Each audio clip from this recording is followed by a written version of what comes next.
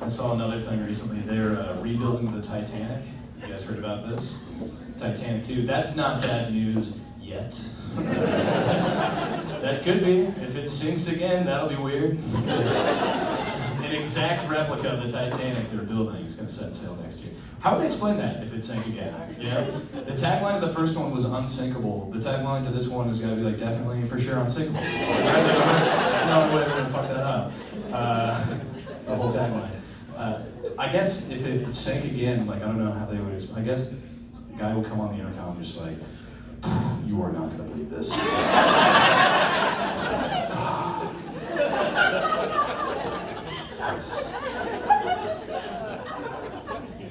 I don't even think I have to say what it is. I think you already know. Women and children first. I mean, I saw the movie.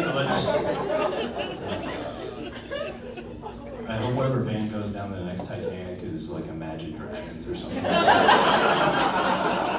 we're gonna keep on rocking. Enjoy the Atlantic. Like Ace mentioned a couple times, I've been living in New York the last couple months, and New York City really delivers people some high highs and low lows. It really does. I was in the subway, and this guy was chasing after this woman in the subway station, and he was just running after this woman. He was going, "Janine, no! Janine, I loved you! I tried to call you, no!"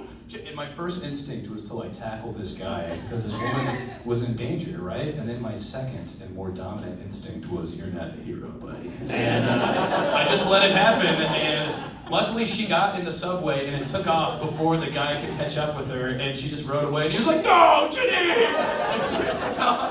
And he just like stood there in this moment and just sighed, and then turned and walked through the subway station right next to me for 4 minutes. Which was pretty tense because he could tell that I had seen his meltdown. And I was like the only one that saw this happen. But then we walked into this packed subway station at the same time. He wanted to get away from me because he knew that I saw, but he couldn't because there's people in front of us, behind us, everywhere. He just had to walk next to me for like 4 minutes in dead silence. I wanted to say, I didn't know what to say. I mean, I wasn't on his side, like, tough break, man. I didn't know what to say. By the way, I tried to call you is not, if a woman's running away from you and you yell, "I tried to call you," do you think she's gonna like turn around and be like, "Oh, I didn't know you tried to." We get out of the subway station and he cannot wait to get away from me and be reminded of what just happened. And he bolts towards the street. And right as he runs up to the street, a car passes and splashes a cartoon puddle of water all over this man. And he turns around and goes right back next to me and just stands there and waits for the crosswalk to turn. And I just leaned in and I was like, "Man, Janine sounds like a bitch."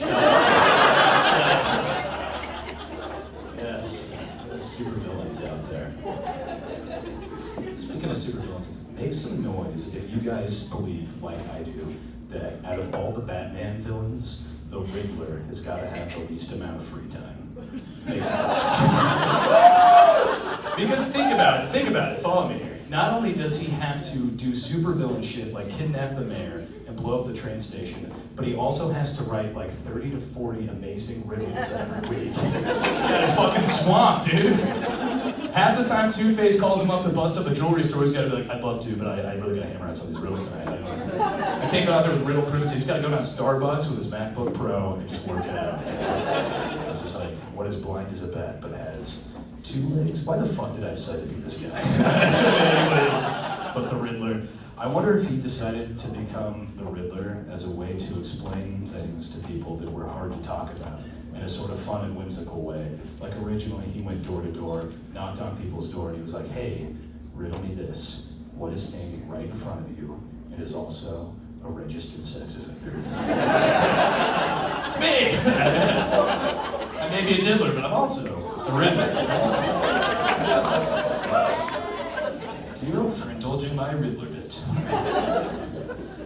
Speaking of diddlers, anyone else raised Catholic here? You too, huh? No. Rock and roll. I always thought it was weird in the Bible that Jesus' first miracle was turning water into wine.